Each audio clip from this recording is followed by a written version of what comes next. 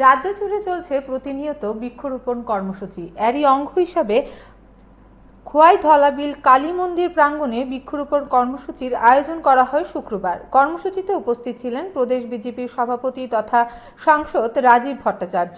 সঙ্গে ছিলেন বিধানসভার মুখ্য সচেতক তথা বিধায়ক কল্যাণী সাহা রায়, বিধায়ক পিনাকি দাস চৌধুরী, জেলা পরিষদের সভাধিপতি অপর্ণা সিং রায় সহ আরও অনেকে।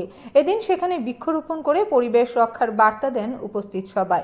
সংবাদ মাধ্যমের মুখোমুখি হয়ে গোটা কর্মসূচি সম্পর্কে সাংসদ রাজীব ভট্টাচার্য আরো কি বলেছেন শুনুন। আপনারা জানেন যে ইতিমধ্যে আমাদের দেশের যশস্বী প্রধানমন্ত্রী নরেন্দ্র মোদীজি একটি যেটা আমাদের পরিবেশ বান্ধব হিসাবে এক পেড় মা কি নাম একটা কর্মসূচি হাতে নিয়েছে। অর্থাৎ এই যে আমরা আমাদের উন্নয়নের জন্য আমরা গাছপালা ধ্বংস করছি, তার পাশাপাশি একটা কনসেপ্ট হলো যে সেই গাছগুলিকে পুনঃস্থাপন করা।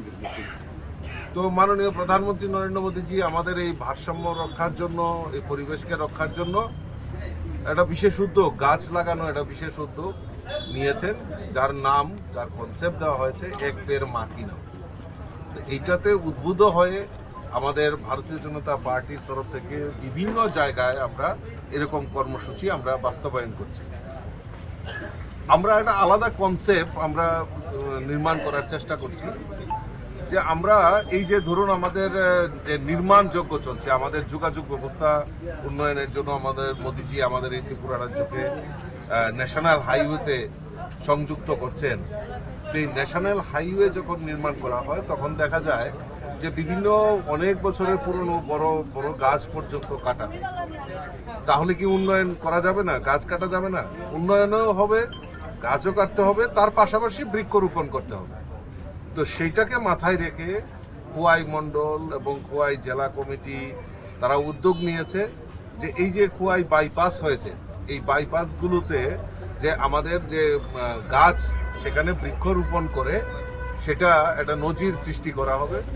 এবং আগামীকালকেও আমি আরেকটা আমার ব্যক্তিগত উদ্যোগে আমি নিচ্ছি যে খয়ারপুর টু আমতলী যে বাইপাসটা, সেই খয়ারপুর আমতলী বাইপাসটা আমরা টোটালি আমি আমার ব্যক্তিগত উদ্যোগই বলুন, আমাদের সংগঠনের তরফ থেকেই বলুন, আমরা এই পুরো বাইপাসটাকে আমরা বৃক্ষরোপণ করব। তার কর্মসূচি কালকে আমরা শুরুয়াত করব সকালবেলা থেকে।